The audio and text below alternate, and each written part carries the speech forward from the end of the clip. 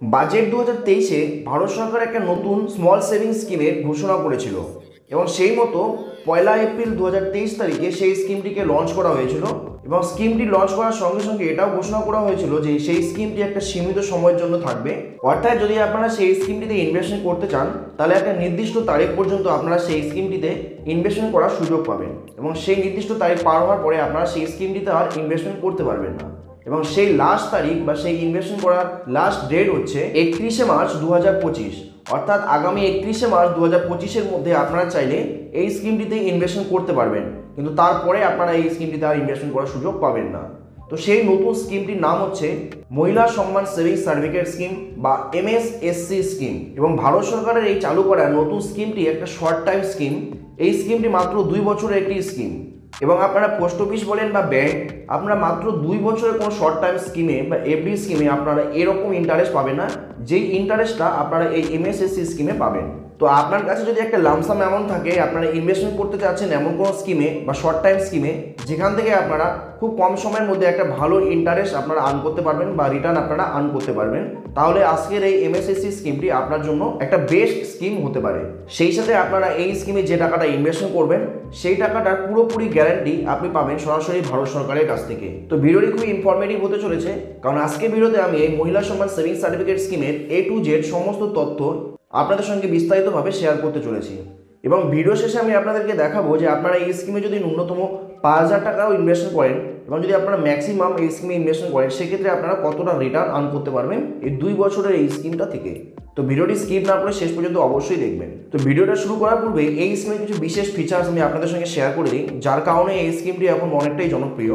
তো প্রথম যে ফিচার্সটা রয়েছে সেটা হচ্ছে এই স্কিমটি স্পেশালি ডিজাইন করা হয়েছে ওমেন মাইনর গার্লসদের জন্য, অর্থাৎ যে কোনো বয়সের মেয়েদের জন্য আপনারা এই স্কিমটিকে ওপেন করাতে পারেন। এবং দ্বিতীয়ত এই স্কিমটি স্টাবলিশ হয়েছে গভর্নমেন্ট অফ ইন্ডিয়ার মাধ্যমে, অর্থাৎ এই স্কিমটিতে আপনারা যে টাকাটাকে ইনভেস্টমেন্ট করবেন সেটা সরাসরি গভর্নমেন্ট অফ ইন্ডিয়া আন্ডারে ইনভেস্টমেন্ট হবে, অর্থাৎ এটা একটা সেফ ইনভেস্টমেন্ট অপশন। এখান থেকে আপনি গ্যারান্টিড রিটার্ন পাবেন। তো সর্বপ্রথম আমি যে পয়েন্টটা নিয়ে আলোচনা করবো সেটা হচ্ছে এর এলিজিবিলিটি ক্রাইটেরিয়া, অর্থাৎ এই স্কিমে কে কে ইনভেস্টমেন্ট করতে পারবেন। তো যেমনটা আমি আপনাদেরকে জানালাম যে এই স্কিমটি স্পেশালি ডিজাইন করা হয়েছে শুধুমাত্র মেয়েদের জন্য, যে কোনো বয়সের মেয়ের জন্য আপনারা এই স্কিমটি ওপেন করাতে পারবেন।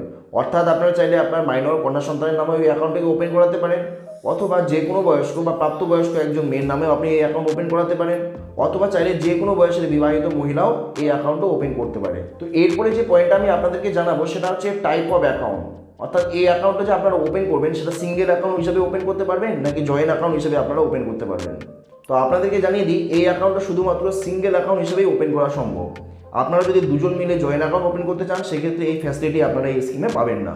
তবে আপনারা এই অ্যাকাউন্টটা যখন ওপেন করবেন আপনারা নমিনেশনের ফ্যাসিলিটি পাবেন, অর্থাৎ এই স্কিম আপনি ওপেন করার পরে আপনি আপনার মর্জি মতন, আপনি আপনার পছন্দ মতো যে কাউকে আপনি নমিনি সিলেক্ট করতে পারেন। তো সবচেয়ে যে গুরুত্বপূর্ণ পয়েন্ট আমরা জানবো এই স্কিমটি সম্পর্কে সেটা হচ্ছে ডিপোজিট লিমিট, অর্থাৎ এই স্কিমটা যদি আপনারা ওপেন করতে চান তাহলে ন্যূনতম আপনারা কত টাকা ইনভেস্টমেন্ট করতে পারবেন এবং ম্যাক্সিমাম আপনারা কত টাকা ইনভেস্টমেন্ট করতে পারবেন।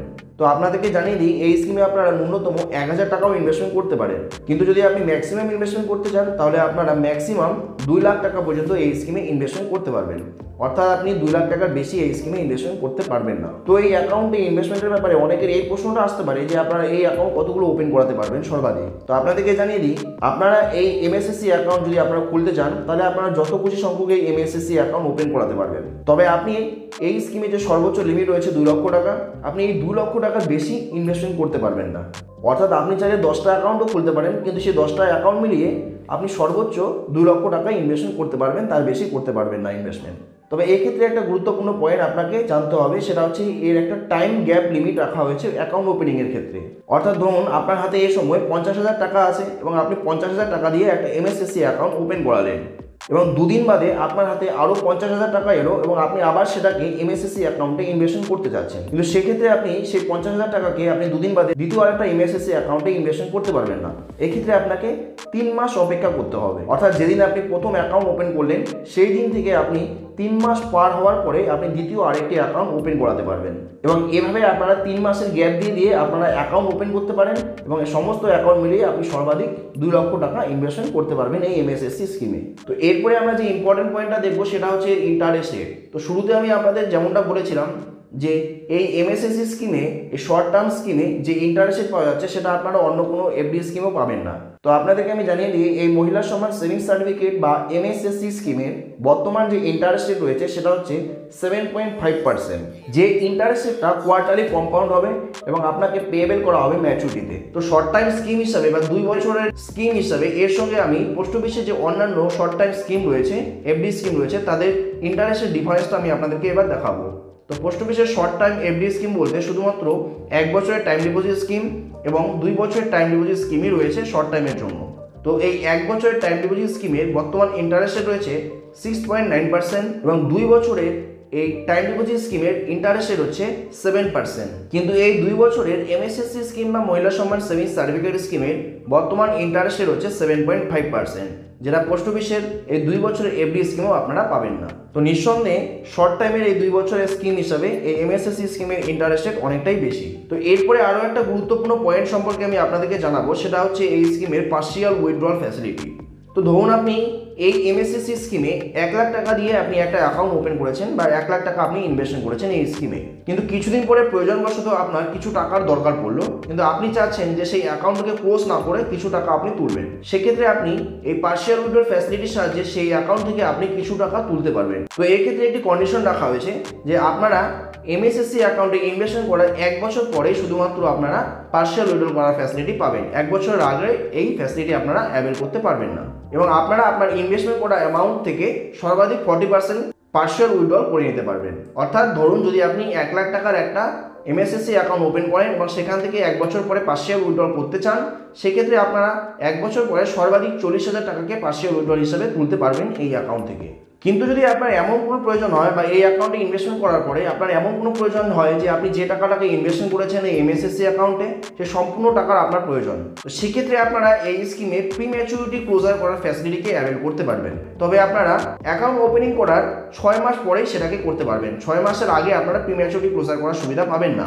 এবং যদি আপনি কিছু নির্দিষ্ট কন্ডিশন রাখা হয়েছে যেটা আমি আপনাদেরকে পরে বলছি, এবং সেই সমস্ত কন্ডিশনগুলো ছাড়া যদি আপনারা অন্য কোনো কারণে প্রি ম্যাচুরিটি ক্লোজার করেন 6 মাস পরে, সেক্ষেত্রে আপনারা এই স্কিম থেকে আপনার যে ইন্টারেস্ট পাওয়ার কথা ছিল 7.5%, সেটা কিন্তু আপনারা পাবেন না।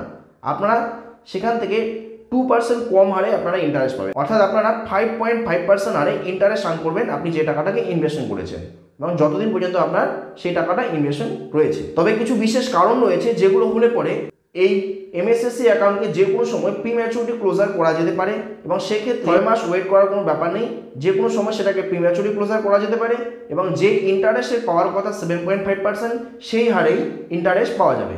তো সেই প্রথম কন্ডিশনটা হলো ডেথ অফ অ্যাকাউন্ট হোল্ডার, অর্থাৎ যার নামে এই অ্যাকাউন্টটা ওপেন করা হবে সেই ব্যক্তির বা সেই অ্যাকাউন্ট হোল্ডারের যদি ডেথ হয়ে যায় সেক্ষেত্রে যে কোনো সময় প্রি ম্যাচুরিটি ক্লোজার করা যেতে পারে।